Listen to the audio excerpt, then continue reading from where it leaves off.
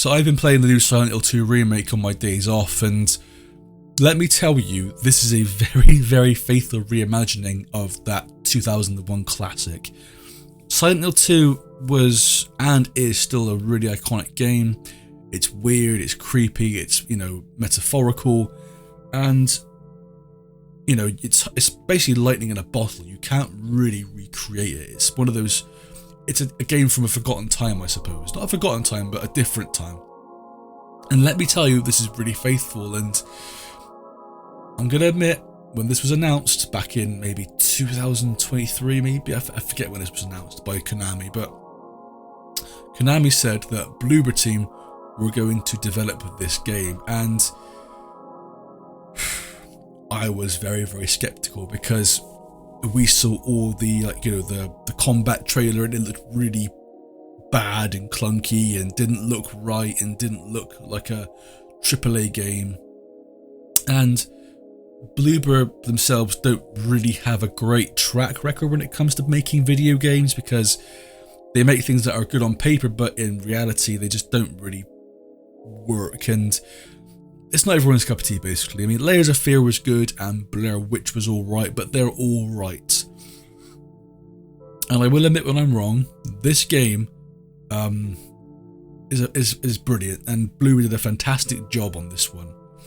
But it doesn't cut content, there's no real rewriting or anything like that, it's not too drastic. And there are some welcome changes to this that I found really easy to pick up. But also, I feel like Bloober Team were very lucky because they didn't have to really create anything new. All the foundations were there for them to work with and, make something different. But I got some notes here about the things I did and didn't like, and let's get right into it. So firstly, I got to mention the elephant in the room is that the graphics and the atmosphere in this are absolutely stellar. We've come a long, long way in the last 20 years in game development and, hardware limitations. It's incredibly eerie and oppressive, yet somehow beautiful at the same time. It's hard to describe. The fog here is so overwhelming at times, and that's a good thing because anything can creep up from the dark or in from the fog and the light. And I found that to be very creepy. The environments and locations are still really bleak and claustrophobic, but this time around they are far more explorable. You can visit various buildings and get rewarded with extra consumables and ammo, of course. How you do that is either by breaking down walls or breaking through windows or climbing through little gaps in the walls or on the ceiling, not the ceiling, higher parts of the wall, sorry. I think Konami took a leaf out of Capcom's book here with this, because Capcom in recent years have had this obsession with yellow paint and just dabbing it anywhere, and just go fucking bananas. Yet here, it's far more subtle with like white cloth blowing in the wind, so you can see so it's breakable. How do you get into it? You gotta smash a window or break through a wall. So in certain areas, you've got to have a really keen eye, because there's bits in this that I've missed, and in New Game Plus, I'm gonna go back and have a look and see what is available. And it's not totally missable, but it did add some more exploring to this ghost town, definitely. Got on other days where a bit of text would pop up on screen to say, "This door is locked. You haven't got the right key. Go find it, you fucking idiot." In this one, you haven't got to wait for any of those things to happen at all, really. Everything is loaded in real time, unless you've got a loading screen, of course, and it doesn't break the immersion. Any unlocked door that you go through can just be opened, and you can just explore that room and find little bits and bobs. But speaking of immersion, remember in the original when you had to go into your inventory to heal and reload and select items or equip certain items? That now is gone, as with consuming health items, you can either consume health drinks or syringes by either tapping the Y triangle button or just holding it down.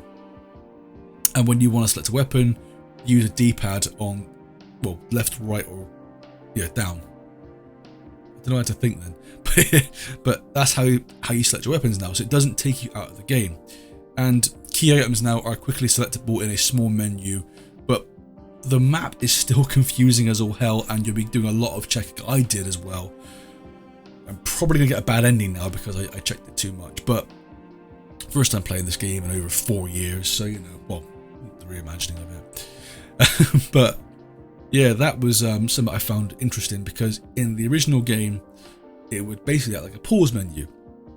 This time around, if you equip the map, James holds the map in his point of view, and enemies can still attack you. And I thought that added an extra layer of stress and strategy, which I thought was nice, you know what I mean?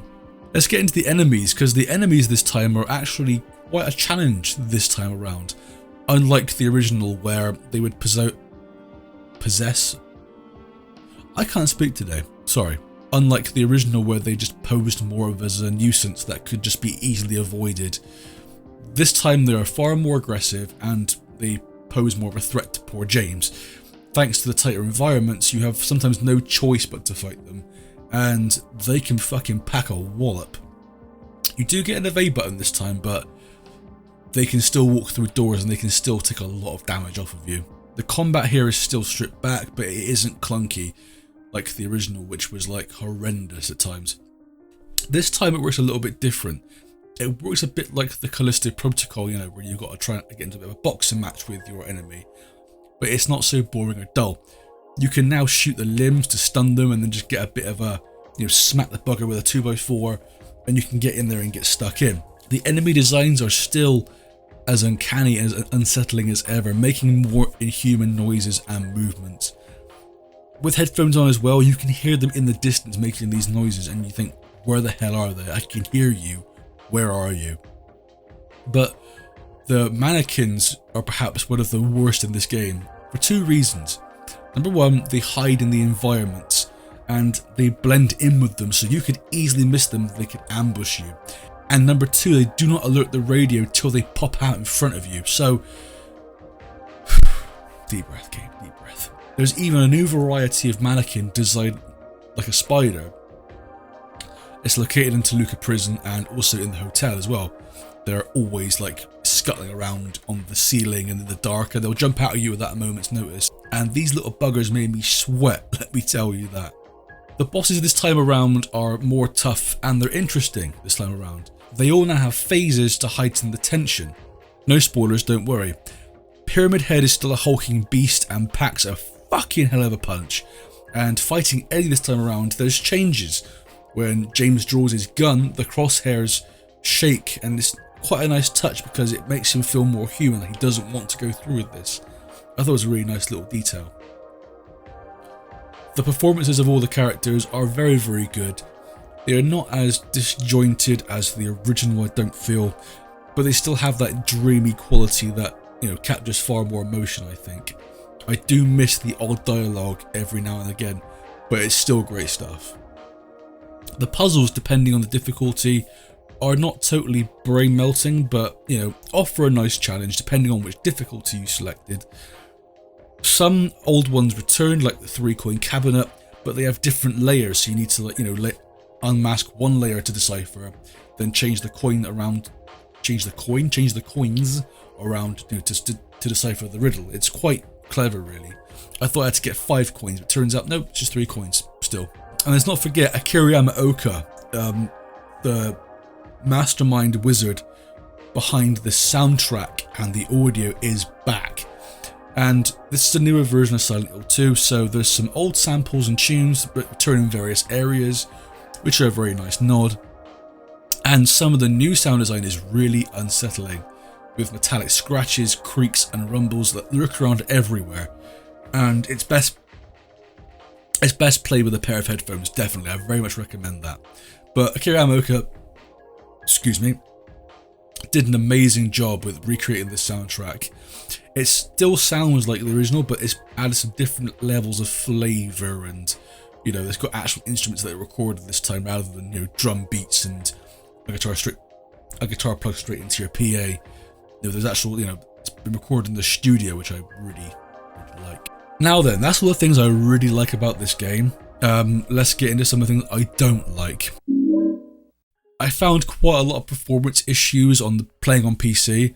The frame rate was not stable, you know, all the time, and even on low spec settings, there was still not a lot of stability. Whenever an area would load, the frame rate would just take an iron pipe beating and slow down to a crawl, and sometimes downed enemies would randomly spawn back into walk position and I could just clip through them. Sometimes as well I would even get stuck in the geometry of the town or even in certain little areas, even though those things didn't really affect my experience at all really. It was just here and there, but I do hope that it gets patched soon, hopefully. But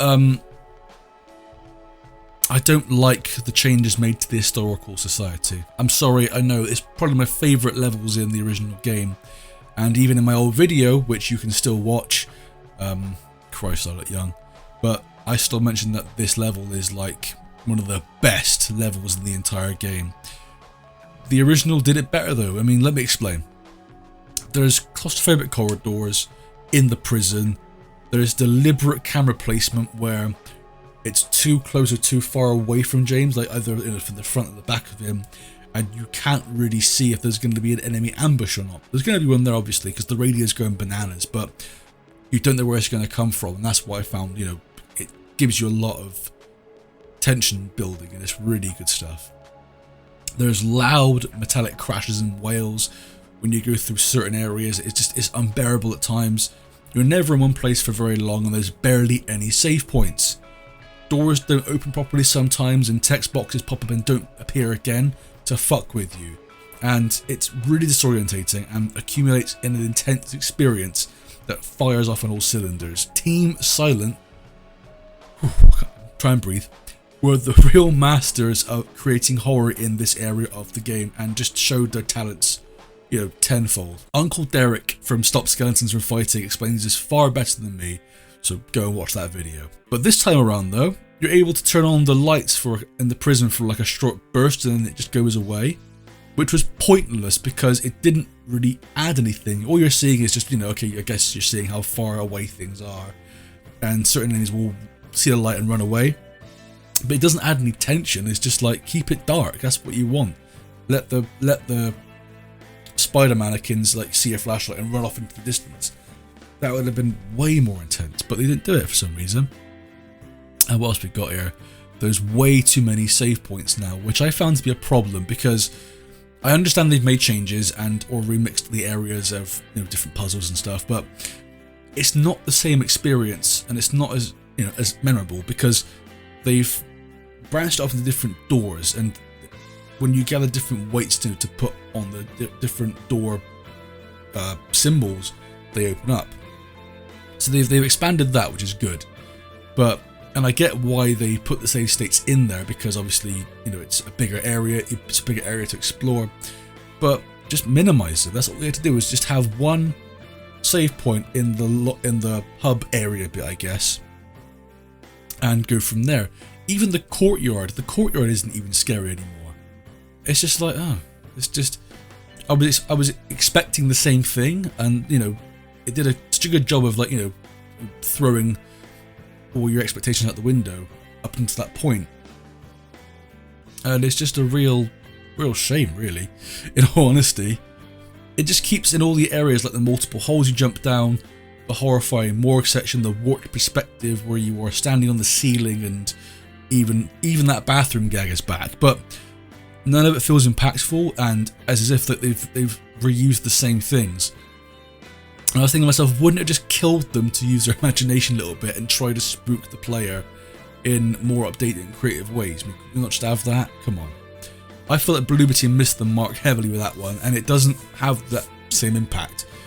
The psychological element of wondering how far James descended and how the devs would play tricks with the player are all gone. It's just, yeah, it was great up to that point. It made sense because you had no control over the camera or what you were doing. It was like, how far am I going down in this area? And that was the psychological element. And it's all the same. I think it doesn't have that same punch. That's what I'm trying to say. I'm waffling, but anyways, all in all though, the experience I have with this title was impressive to say the least, and the positives do weigh out the negatives, and Bloober Team did a fantastic job. Hopefully Bloober get the green light to make Silent Hill 1, which, you know, does need a remake. It's on the PS1 and looks like garbage, and, you know, of course 3 and 4 as well. I mean, they're also really good games. So make it, Bloober Team, make it.